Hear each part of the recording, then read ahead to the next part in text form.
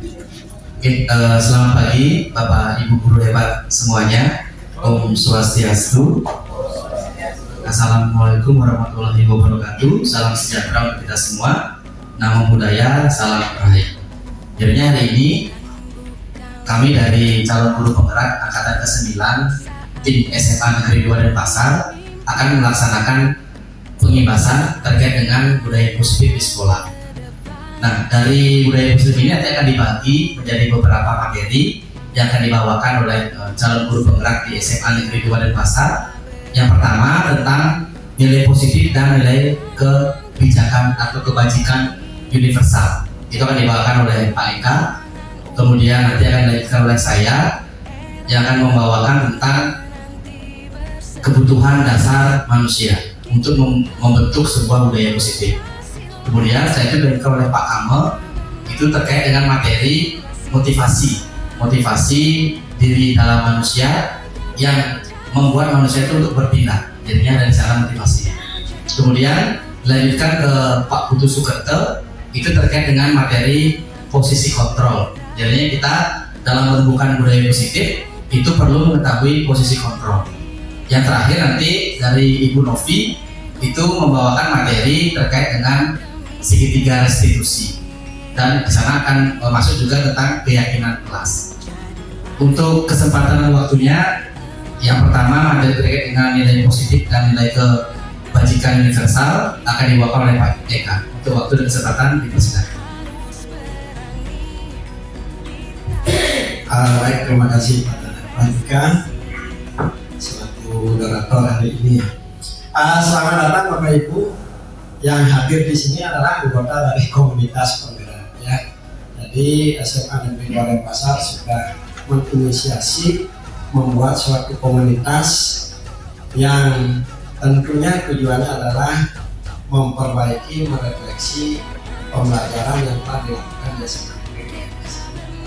Nah, pada hari ini kami dari calon guru penggerak angkatan 8 dan 9 menjadi satu angkatan 9 akan mengimbaskan beberapa materi terkait dengan modul 1 khususnya 1.4 yang tadi sudah disampaikan oleh. Jadi yang kami hormati dan kami banggakan itu Bapak Ibu calon guru penggerak. Di sini ada Pak Eka, kemudian ada Pak Putu Sukerto, ada Pak Kamel, kemudian ada Bu Novi, kemudian Bapak Ibu anggota komunitas guru penggerak, komunitas penggerak di SMA Negeri 2 Denpasar yang kami banggakan tentunya. Terima kasih sudah mengatensi dan mau bergabung dan mengikuti kegiatan. Om Swastiastu. Om Swastiastu. Semoga kita selalu dalam keadaan sehat. Nah, pada hari ini salah satu dari materi tentang budaya positif itu yaitu tentang nilai positif dan nilai kebajikan universal. Nah, materi tentang nilai positif dan nilai kebajikan universal ini sebenarnya sudah kita lakukan setiap hari. Jadi kita selaku guru, baik di lingkungan sekolah maupun di lingkungan kelas, kita pasti sudah mengayomi, ya, mengambil nilai-nilai positif, nilai-nilai kebaikan yang kita ajarkan kepada anak.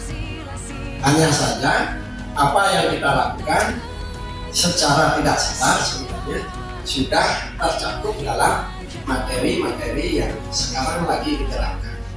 Artinya lagi disemangatkan, khususnya tentang bagaimana membangun sekolah yang nyaman bagi anak. Jadi ingat Bapak Ibu, tujuan dari sekolah itu adalah membuat siswa bahagia, membuat siswa nyaman di sekolah, ya, nyaman dan bahagia. Dari kata nyaman dan bahagia itu artinya kita menghamakan anak belum tentu kita menjadi hamba, kita lagi pelayan, tapi kita menuntun, membimbing anak untuk mencapai tujuan hidupnya nanti di apa. Itulah hakikatnya yang terus digaungkan. Pertama, merefleksi dari ajaran Ki Hajar Dewantara. sebagai bapak pendidikan yang kekal untuk di Indonesia. Nah, budaya positif ini, yang dimaksud budaya positif ini, tentu kita sebagai guru kan satu dari tata aturan kan sudah. Nah, makanya saya menyampaikan guru itu adalah model, role model. Role model itu sebelum ditiru oleh anak-anak, kita sendiri dulu merefleksi. Yang pertama dari sikap berperilaku, ya, sikap berperilaku. Contoh realnya itu, misalnya ya, ketika kita di sekolah itu sebagai role model, sekian mata melihat, sama seperti Bapak Ibu melihat saya itu kan mungkin dari ujung atas sampai ke bawahnya. Yang ujung atas mungkin ekspresif. Pak Eka ini sekolah mandi rendah, benar ya? Kedua, ketika dekat itu ada perasaan, ya. Pak Eka ini mau keringat saja, mohon maaf ini guru olahraga kan biasa, ya, mau keringat aja. Artinya itu sikap positif dari diri kita. Kalau kita merasa kita adalah model, dilihat sama anak-anak, apalagi di SMA Negeri Denpasar ini ada 1.800 ya, kali 2 matanya itu berarti 3.600 dengan seksama, ya. Artinya dari penampilan sikap itu wajib itu, ya. Kalau saya masih ini karena rambutnya ada yang masih putih itu belum menunjukkan 100% itu karena kesibukan mungkin. Artinya yang bapak-bapak harus merawat diri, sehingga ketika anak-anak melihat kita itu, apalagi tingkat SMA itu menarik kan, gitu ya, benar kan? Menarik. Ibu-ibu juga seperti itu, ya. Pakaian jangan terlalu ketat, ya. Jadi fokus belajarnya bukan belajar, fokusnya pada ibu, kan, gitu ya. Itu artinya sikap, kemudian ada nilai kepercayaan dan praktek-praktek baik, ya. Contoh di SMA Negeri 2 Denpasar, Bapak Ibu kalau selalu tepat waktu datang masuk ke kelas, itu akan ditiru oleh anak, ya. Tetapi kalau Bapak Ibu masuknya selalu telat, ya, sistem 2x1, yang 2 kali izin 1 masuk, ya, 2 kali izin 1 masuk. Nah, itu akan ditiru sama, ya. Makanya kemarin itu saya disampaikan, Bapak tidak pernah masuk kelas. Saya merefleksi, mungkin karena kesibukan saya ya sebagai wakasek dulu, ya, ngajar 3 kelas. Kemudian kepala sekolah saya itu membebankan semua tugas itu ke saya, ya. Karena resiko punya kepala sekolah yang sudah mau pensiun itu ya seperti itu, ya. Wajib itu dibantu apapun, sehingga ketika pas ngajar ada tugas kan, gitu ya. Kemudian pas ngajar lagi membina siswa untuk ikut lomba, ikut berangkat, akhirnya kan banyak yang beban, ya. Sehingga pembelajaran yang kita susun itu sudah bagus sebenarnya dengan penugasan berbasis masyarakat. Tapi sekali lagi anak-anak itu karakternya kan berbeda-beda. Bapak Ibu harus ketahui bahwa dalam praktik-praktik baik itu, Bapak Ibu sudah dapat melihat, memetakan kemampuan siswa.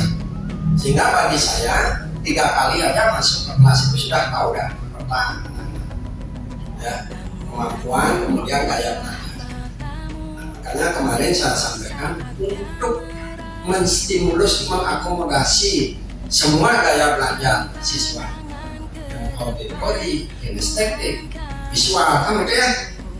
Lebih banyak kan pakai video, ya. Video semuanya merangkum. Makanya ketika ada pelatihan, Bapak Ibu harus kelompokkan yang kinestetik, auditori, visual. Ajar 10 kelas, nanti ngitung. Nah, kita harus bangun di mana solusinya. Nah, kemudian praktek baik itu harus ada kebiasaan positif.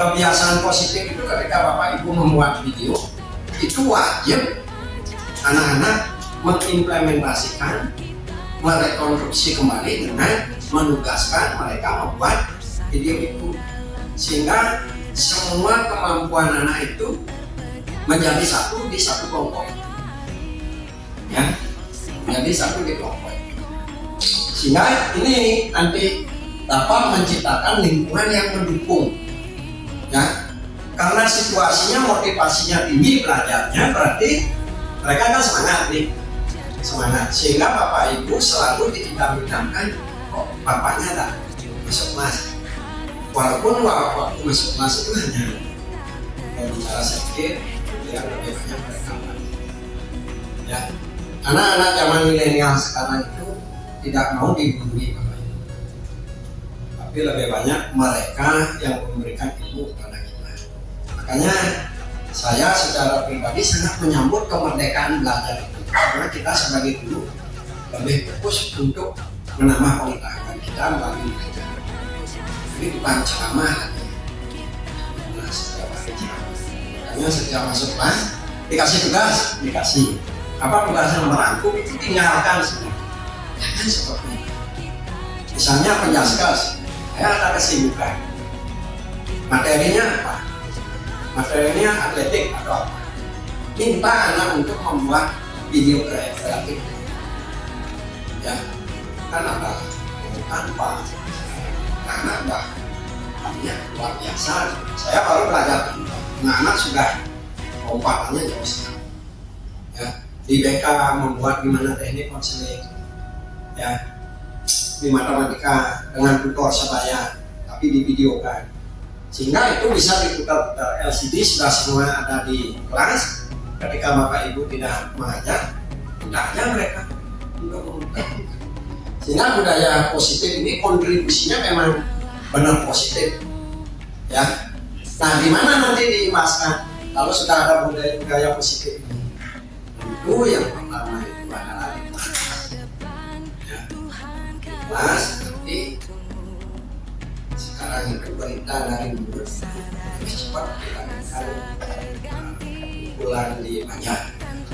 Kalau bapak ibu di satu kelas membuat suatu prediksi, semua kelas pasti tahu, ya, cepat informasi. Kemudian nanti akan berpengaruh di tempat kerja. Jika bapak ibu masuk kelas nyaman, enak, ya. Saya pernah supervisi ke DB10 negara asing, waktu tugas di direktorat itu, anak-anak itu nggak serius belajar apa, ya, benar yang disampaikan bapak yang selalu serius, mau ikut ini, tapi mereka dikasih tugas, gurunya diam begitu, ya, jadi dulu di sini, tapi anak-anak mereka itu pulang sekolah semua nyari uang, ya. Kita kan di negeri kulturnya sekolah, ya. Jadi budaya positif itu sikap, nilai, kepercayaan dan praktik-praktik baik nantinya yang mampu menciptakan lingkungan yang benar-benar nyaman dan memahami. Itu esensi dari budaya positif. Nah, di sekolah budaya positif itu bukan inisiasinya bukan siswa, bapak ibu yang inisiasi, ya. Ketika bapak ibu duluan menyapa itu setiap saat. Kalau di kelas itu sekarang itu kulturnya salam Om Swastiastu itu kan. Nah, kita lihat tidak hanya guru A, B, C, semua guru yang ditemui anak semua. Berarti kulturnya budaya positif di sekolah kita semua. Ya, berbeda dengan sekolah yang lain. Bapak Ibu lewat mereka cuek itu, ya. Budaya budi dan daya lebih kuat. Akal yang berbudi, ya, kalau balik akal yang berbudi ini tidak ada kan gitu ya. Ya. Nah, kenapa kita wajib menerapkan budaya positif? Tadi sudah esensinya sudah. Ya. Kalau ada budaya positif, tentu akan menimbulkan atau menciptakan lingkungan ya, mendukung aspiratif, nyaman. Ini kalimat ini penting. Apa bedanya nyaman dan bahagia? Dari yang paling mudah, Menurut saya nyaman dan bahagia, nyaman dari sekolah Pak ya. Kalau dari sekolah itu menurut presiden ya. Kalau Tiang sih dari sekolah nyaman itu siswa merasa nyaman belajar di sekolah, merasa dia enak belajar.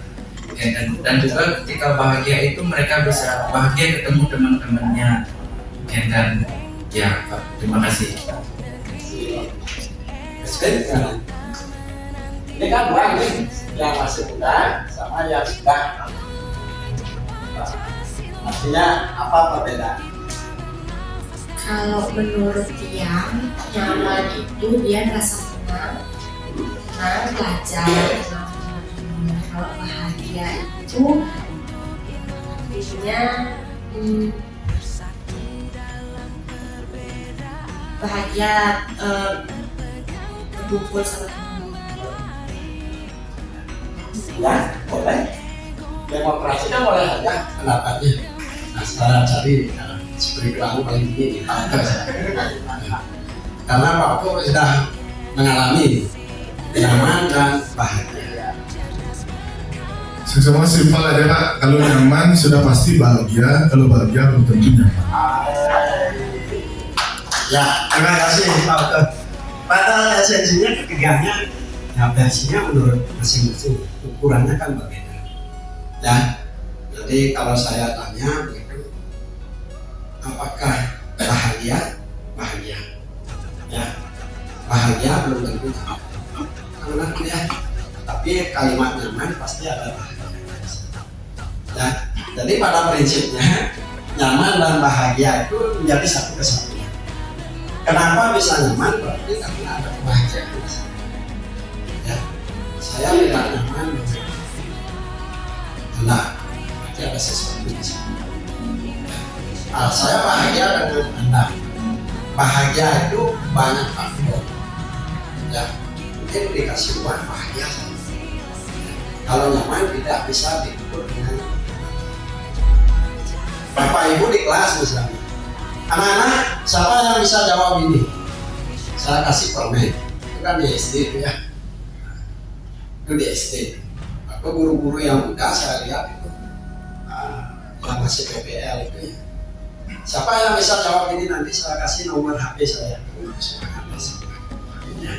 Kan begitu, itu salah satu trik kan gitu ya. Nah, ketika mereka melakukan itu ada motivasi. Ya, motivasinya ini banyak yang membuat mereka bahagia. Ya, tapi belum tentu ketika dikasih nomor HP-nya itu ternyata baru di WA itu udah sebut gurunya, itu berarti udah gak nyaman, besoknya udah bilang gak bagus.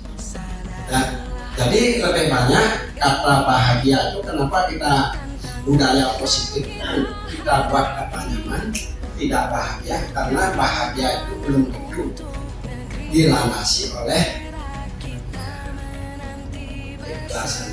Mungkin dia, saya bahagia Pak di SMA Negeri 2 Denpasar, disiplinnya bagus. Ya, disiplin karena aturan itu berarti ada keterpaksaan. Ya, kalau nyaman ada dorongan dan kesadaran. Ya, misalnya ya, saya nyaman dengan pasangan saya. Punya uang tidak punya uang tidak punya. Jangan bertanya nanti kamu bahagia dengan saya. Bahagia pada saat dapat nikah, gitu ya. Pada saat bertengkar macam-macam kan biasanya kalau itu banyak kalau kita record itu anak-anak juga seperti itu.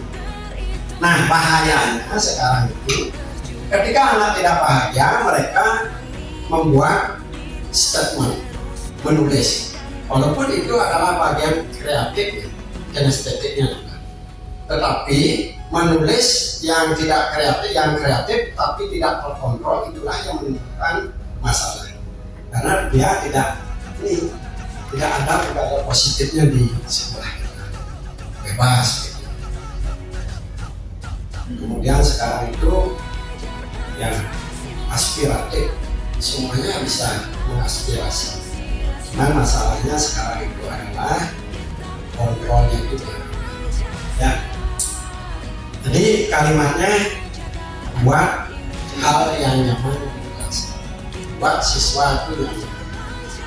Bagaimana memposisikan kita biar siswa nyaman, nanti ada materinya, apakah kita sebagai manajer, sebagai teman, ya, sebagai penghukum. Kalau sekarang penghukum itu udah dihilangkan, ya, wasit penghukum. Kamu memalukan saya sebagai wali kamu, itu udah nggak boleh sekarang. Ya, lebih banyak ke restitusinya. Ya, makanya mencukuran menindak itu, kalau bisa dihilangkan dengan restitusi. Masalahnya ada 1.800, bagaimana membangun kesadaran itu sampai berkuah, nanti kita ceramah itu tidak bisa, harus ada tindakan tegas. Ya. Nah, lingkungan aman dan nyaman, siswa akan bebas berproses belajar. Ya, apalagi mereka akan berpikir untuk membuat suatu kesalahan. Coba Bapak Ibu bayangkan kalau di kelas, mengajar di kelas, yang pertama wajib Bapak Ibu buat itu sebenarnya apa? Langsung ke materi, karena ya pertama itu adalah membuat kesepakatan. Sama seperti sekarang sebenarnya kita harus buat kesepakatan dulu. Ya, maunya gimana hari ini? Misalnya Pak Ahmadi, maunya gimana? Hari ini kita mengikuti sesi sekarang ini, apa yang diinginkan, apa yang disepakati. Ya. Satu, HP silent, ya. Itu kan sepakatan itu ya. Kemudian yang kedua, tidak boleh ribut, bebas bertanya dan seterusnya. Itu kesepakatan yang kita sepakati di kelas itu, dan wajib itu semua sepakat.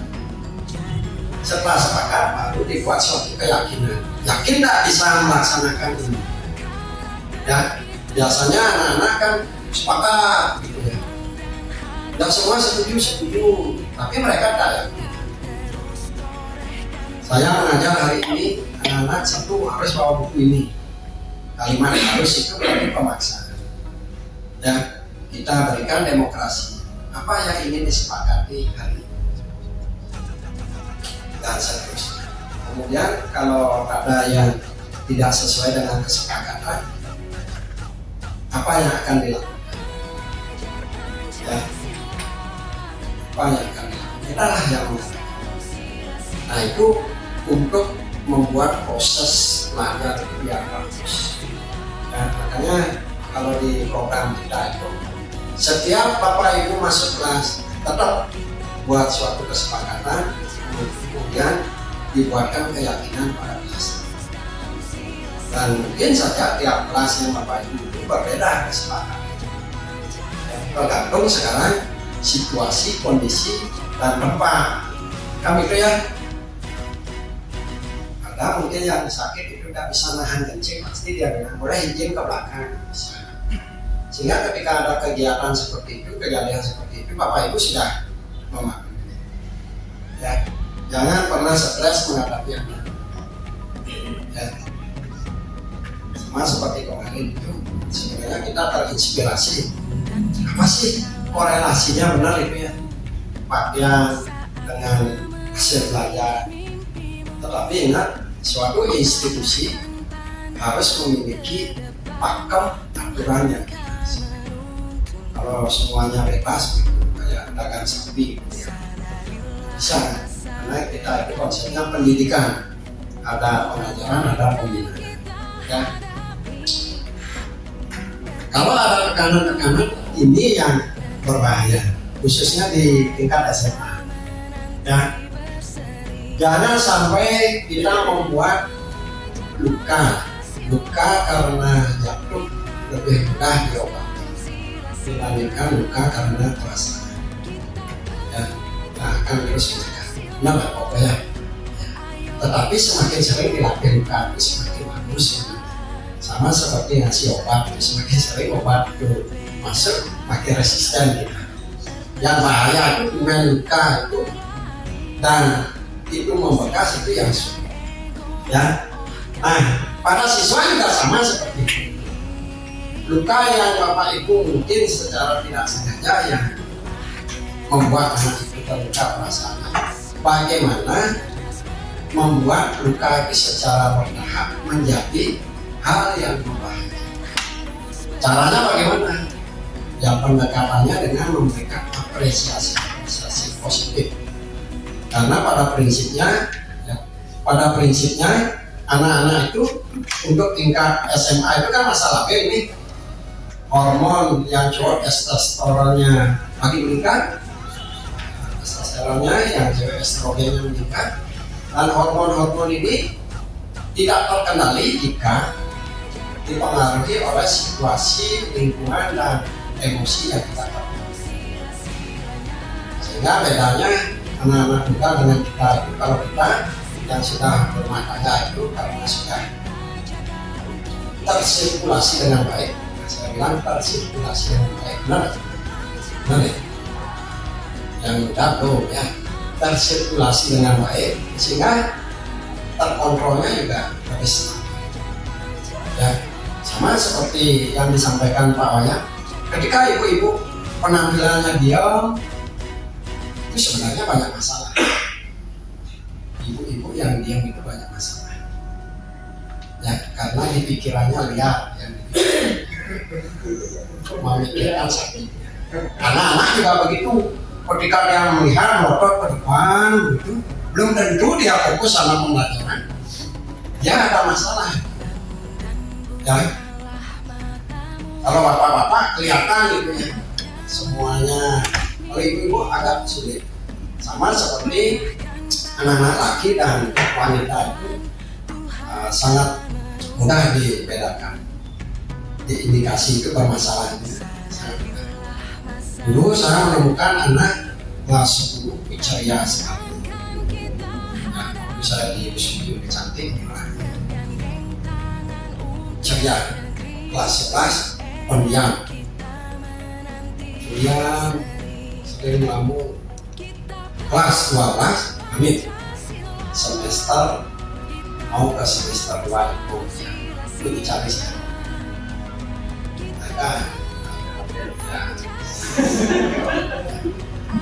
Jadi saya berusaha mengkondisikan dan positif kan.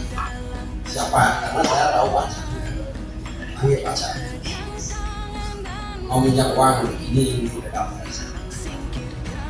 Saya sambil ketawa. Ketika kamu senang, ketika kamu bahagia dan seperti sekarang, pernah nggak ingat dengan saya? Nah, yang jelas kan tak ingat dengan saya. Kalau kamu ingat dengan saya, aku salah.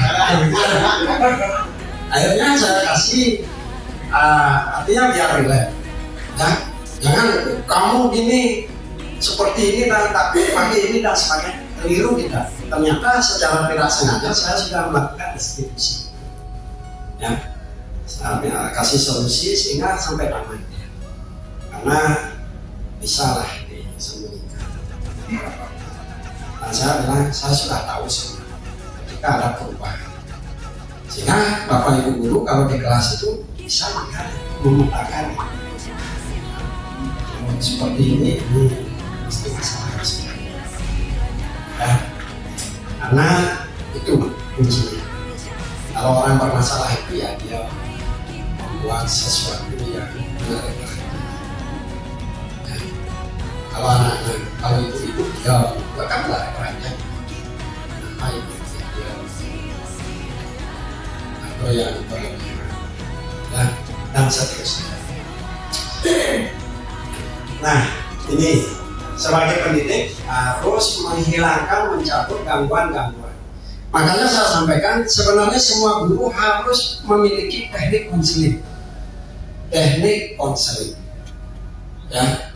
Karena guru-guru zaman dulu itu kan pakemnya berbeda. Saatnya jam ketiga dimulai. It's time to begin the third lesson. Maksudnya pakemnya berbeda itu ketika guru-guru dulu dengan penggaris, dengan kata-kata kasar, manut anak mengikuti. Tapi kalau sekarang itu era milenial, direkam apa? Direkam. Kemudian mengadu kepada anak. kepada orang tua. Orang tuanya karena tidak pernah seperti itu menganggap hal itu adalah penghinaan ya ke sekolah. Ya, sebenarnya itu keliru. Ya, sebenarnya itu keliru. Tetapi mereka itu menanya sekarang dengan media sosial. Ya. Yang kedua, saya yakin Bapak Ibu itu tak mau ribet-ribet mikirin itu. Ya, maksud mikirin itu orang tua yang rendah sebenarnya. Ya, gila karena terlalu sayangnya orang. Nampaknya nanti akan begitu. Ya, seharusnya orang tua yang bagus itu ya artinya bagaimana merestitusi menyadarkan. Ya, jangan terus gitu. Saya sampaikan di sini itu kalau semua hal diintervensi sama orang tua ya lebih baik bangun sekolah sendirian, sendiri aja. Ya, di mana hasilnya sama enggak? Ya, sekolah itu bahasa saklaknya biasanya. Kalau saya udah saklak seperti itu ya kayak di SMA 1 buat sekolah sendiri Pak kan orang kaya. Ya, paling saya tanya maksudnya lewat jalur apa? Tambahan itu lebih parah. Ya, karena secara proses Bapak sudah menyalahi aturan. Ya, ketika aturan itu sudah ada, karena Pak maksudnya menyalahi aturan dan Pak tak paham aturan saya. Nah seperti itu bahasa. Ya, dan kewenangan independen guru dalam mengajar itu adalah seni. Ya, seni saya mengajar itu bahasa saya. Ya, kalau saya pakai bahasa Bapak berarti Bapak seharusnya ya biasa begitu. Beberapa orang tua saya sampaikan seperti itu ya masih ada beberapa orang tua yang istilahnya ya kalau dibilang kesadarannya kurang, kesadaran dalam pembinaan itu karena saking sayangnya. Kalau di wayang itu drona itu model drona dengan aswatama. Aswatama itu adalah reinkarnasi jiwa. Sebenarnya kan jiwanya kan jiwa murni, tapi karena salah asuh ya seperti itu ya.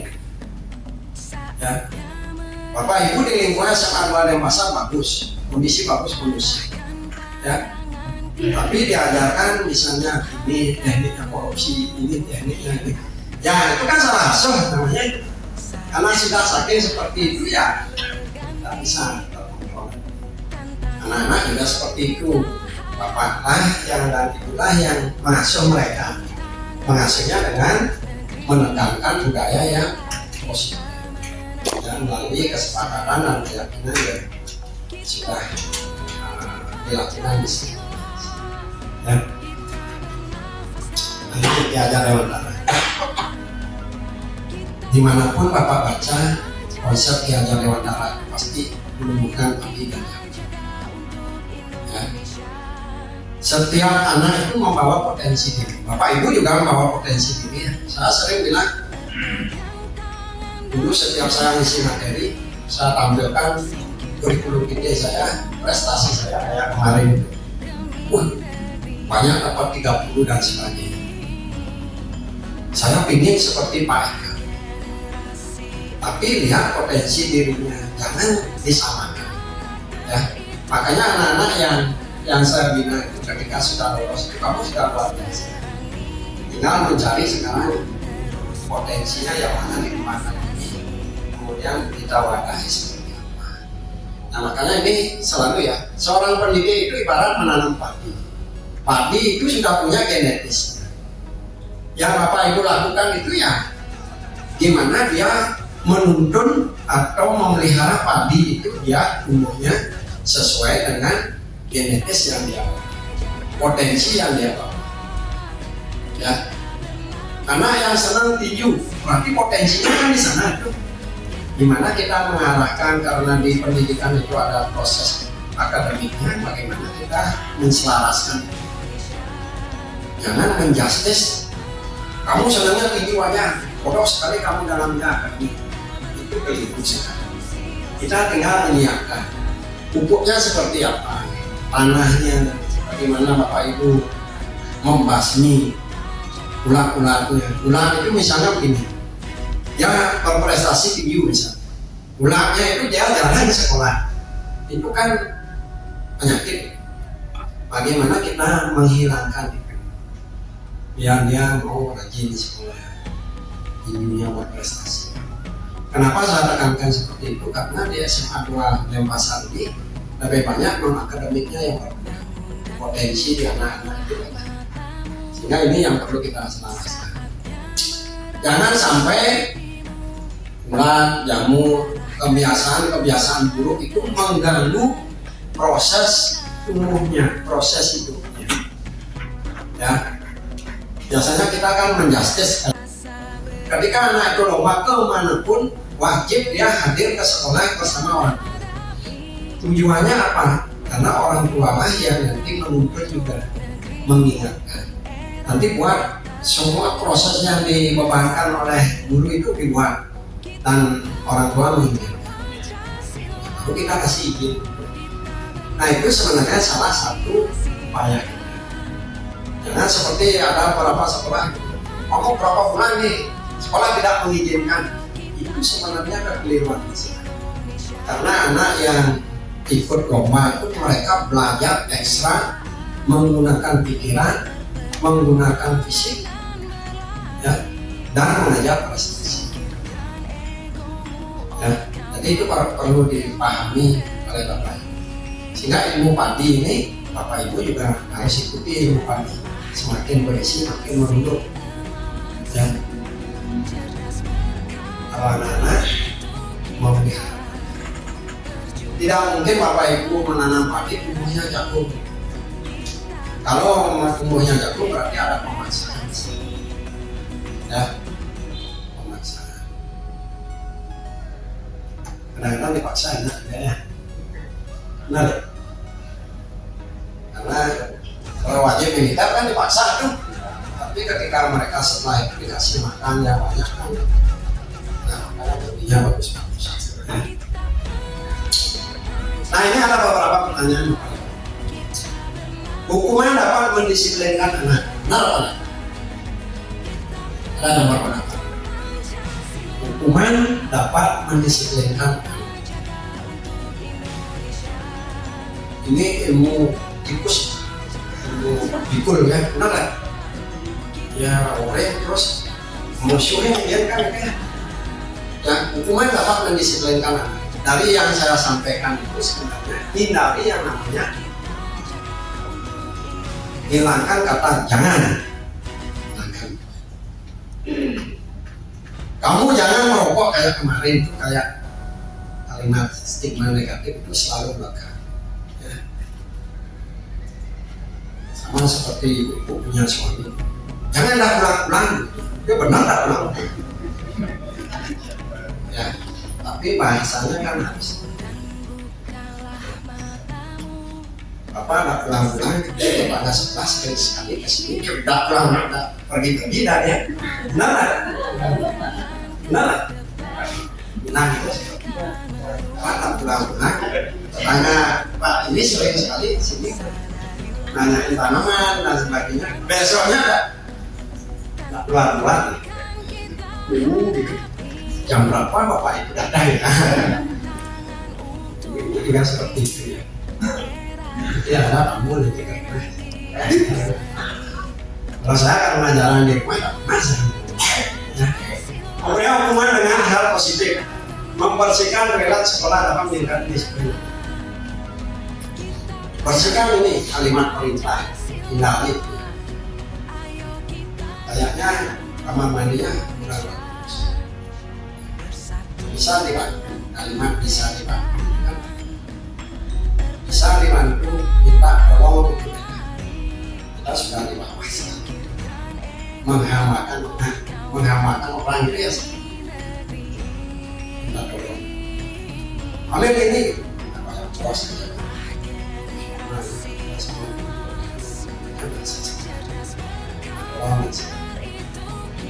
Memberi penghargaan meningkatkan motivasi pelajar.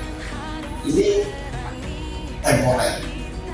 Nah, siapa bisa jawab masih komen temporer? Itu tidak bagus. Sehingga anak-anak kalau nanti jadi pejabat, motivasinya itu juga ya, karena penghargaan. Nah, ini miskonsepsi tentang teori kontrol.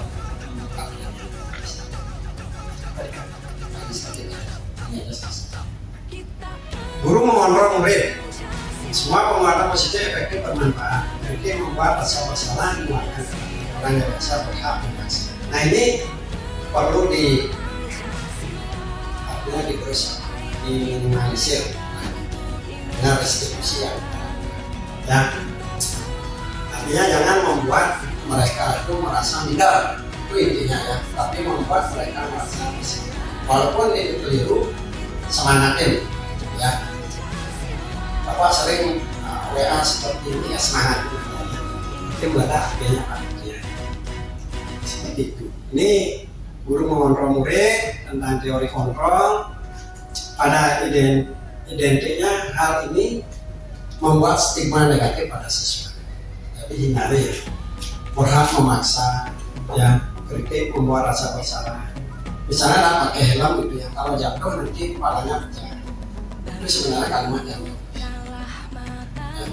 Kamu tahu nggak aturan pakai helm itu ditilang? Sebenarnya nggak baik. Ya. Buat kalimat-kalimat yang positif. Nah, ini pendekatan teori kontrol oleh Kofi ya. Cara mengubahnya itu adalah mengubah diri dulu berubah. Bapak ibu kalau taat disiplin datang pagi, anak-anak pasti sih. Kalau bapak ibu dilihat itu datangnya jam 8 itu anak-anak mengikuti itu berdasarkan teorinya. Ubahlah paradigma diri sebelum mengubah paradigma yang bisa. Nah, jangan bercita-cita mengubah dunia kalau di rumah aja benerin spray aja nggak pernah gitu ya. Jadi mengubah diri dulu. Nah, ini realitas teori stimulus respon dan kontrol. Ingat, dalam teori kontrol itu hanya Anda sendiri yang dapat mengontrol. Ya, jangan artinya anak-anak dikontrol. Mereka biar bisa mengontrol diri, emosi dan seterusnya. Ya. Nah, ini jadi paradigma pembelajaran yang perlu Bapak Ibu ketahui. Ada penguatan kompetensi dan penekanan nilai-nilai profil pelajar Pancasila. Nah, caranya gimana? Pembelajaran harus berdiferensiasi.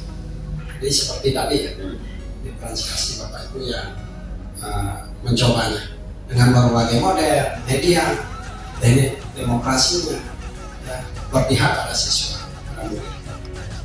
Nah, ini disiplin positifnya Bapak Ibu sudah buat di sekolah kita. Salah satunya adalah salam dengan budaya positif. Yang lainnya di kelas tergantung karakter Bapak Ibu. Itu nggak bisa disampaikan. Sehingga Bapak Ibu ketika masuk kelas masing-masing punya ciri khas terhadap etika Bapak Ibu. Ini yang disiplin positif. Jangan pernah ini melakukan hukuman, penghargaan, gitu ya, menyakitkan, tidak nyaman, takut, memaksa. Baru dilihat Pak Alkot takut siswanya jangan.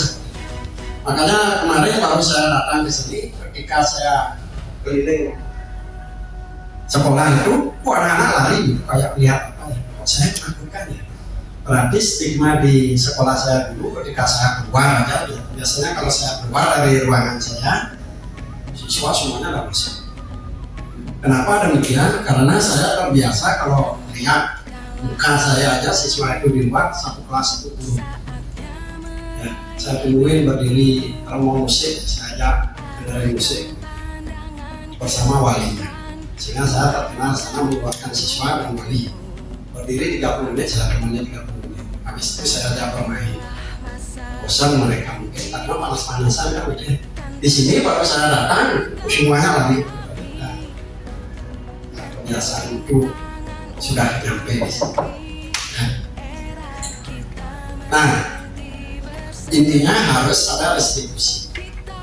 Siswa diajarkan, mungkin diajarkan bertanggung jawab pada dirinya, menghormati dirinya dan orang lain. kemudian bersemangat memperbaiki kesalahannya dan fokus menyelesaikan kesalahannya. Nah, itu inti dari disiplin positif di sekolah kita. Mudah-mudahan apa yang tadi disampaikan mulai sekarang bisa merefleksi diri. Saya sebagai guru nanti di kelas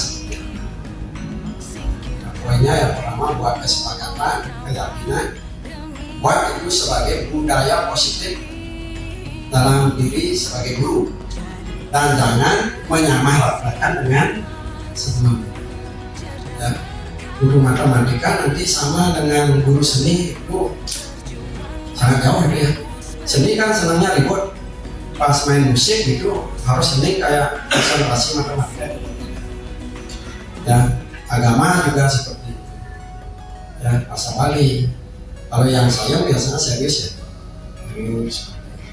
Sekarang ubah dia bisa bermain ya, seni penjaskas, kalau penjaskas sudah semuanya masuk, bermainnya, konsentrasinya, lingkungannya, keliling lapangan kan begitu ya, kelilingnya ya, dan seterusnya. Hanya kalau TK lebih banyak. Baik, terima kasih atas atensinya. Ada pertanyaan dulu? Ada pertanyaan sebelum saya akhiri? Ada? Pas? Mudah-mudahan pas benar ya. Tidak kayak siswanya tadi. Ternyata kiranya jauh sekali. Artinya ya benar-benar bisa diimplementasikan. Ya. Terima kasih sekali lagi. Nanti kita cek implementasinya. Jika ada kelas itu yang bermasalah dan walinya datang, berarti restitusinya belum berjalan. Disiplin positifnya jika kelas itu misalnya ya walinya itu kesepakatan keyakinannya seperti apa, nanti akan terlihat beberapa bulan ke depan, tahun depan pasti ya. Biasanya kalau walinya cuek, tidak peduli, kelas itu pasti kelihatan. Kalau di sekolah saya paling sering ya guru wali, saya suka video call walinya kalau tidak ada ikut, gara-gara itu kan saya ada di lapangan. Tapi kalau di sini buat tugas-tugas melompat tembok bolos itu kan melanggar.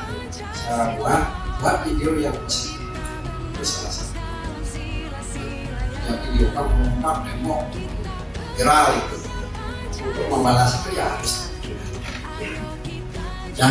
Itu intinya. Sekali lagi terima kasih. Kita lanjutkan ke materi berikutnya, kegiatan kolaborasi ini. Saya persilakan sudah kesempatan ini untuk berikutnya. Terima kasih ya. Budaya